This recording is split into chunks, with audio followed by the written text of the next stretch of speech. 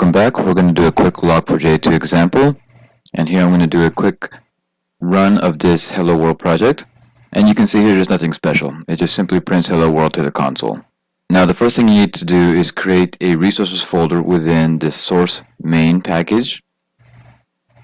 So if you open this up and you create a resources folder, and you'll just call it resources, we're now going to create a Log4j2 XML file. This XML file is going to be defining like the appenders that we're going to be using for the Log4j2 logging in the application. Now replace the contents of the XML file that was generated with this, with the XML version tag in the top and the configuration tags that are going to overarch everything.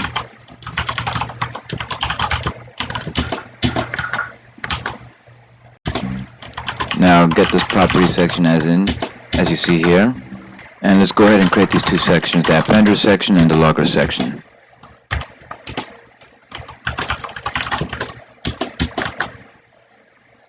Now the first rolling file that we're going to create, or first appender we're going to create, is a rolling file. So you can see here that I have the contents as such.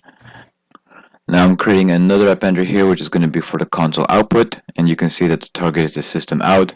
So this will get anything that's going to be displayed to the console, or this should be displayed to the console, and it's going to be using this pattern layout format here. Now in the loggers tags, we're going to actually create a root tag, and within this we're going to actually do a couple of appender reference HTML tags, or say XML tags, and the reference is going to be referencing the console out. As you can see that the console out matches the console name in the appender section, and we're also going to reference the main rolling log that you can see above as well.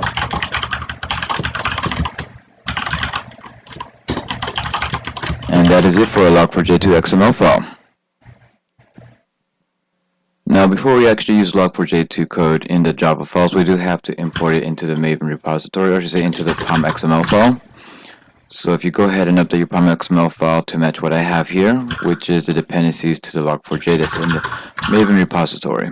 Now going back to the main Java file that I have over here, we're going to go ahead and add a couple of imports, and we're going to actually create a logger variable, and we're going to invoke the logger.info to replace the system.output.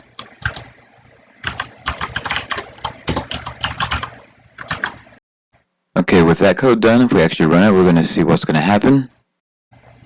Now you can see the log output that you see here that was before in the system.out. You can see the timestamp that's being formatted for the log message. And if you actually go into the My App logs, you'll see that there's a log file that is generated there with the same exact content with the same timestamp.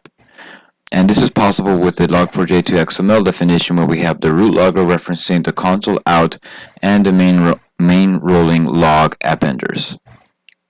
So now to just make the application just a slightly more interesting, we're going to create a couple of files, Java files, and they're not going to do anything. One's going to be intended to starting a service, which is basically going to be just a file that's intended to connect to some third-party application, but it's not going to contain that actual code. But I'm just going to create that Java file, and I'm also going to create another file called monitor, which is basically just a class that's going to be a separate thread that's monitoring how well this application is handling its processes and requests.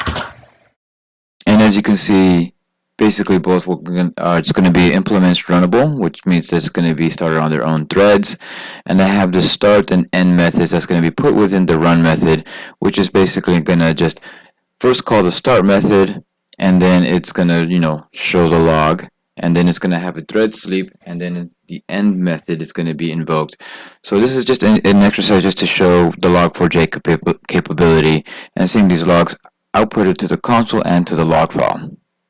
Now in the main class with the main method, I'm going to go ahead and instantiate each of those classes that I just created, and I'm going to pass them as parameters into thread objects since they are runnables, and then I'm going to call the thread objects.start method, which will kick them off as their own threads. After that's done, let's go ahead and compile and run it.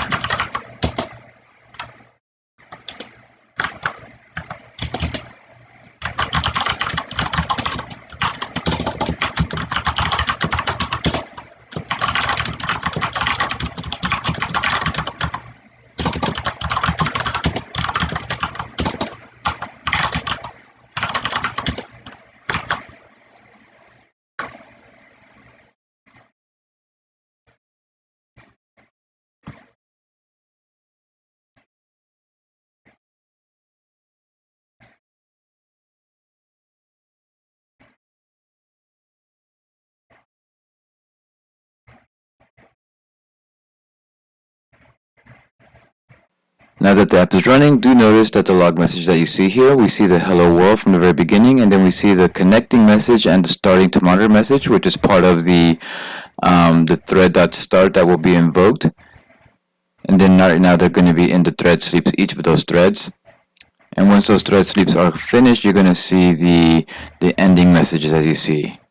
And another minor detail, if you can tell, is that we do have some log messages that are .infos and some are .warns, and you can see that here in the actual console output. You'll see that some are infos and some are warns. And if we go back into the log file that's within the My App Logs folder, you'll see that the exact same contents are displayed there as well. Or I should say logged there. And that's it. That was the first example using Log4j2. Hope this was something that was useful. If you did like it, please don't forget to like, share, and subscribe. See you next time.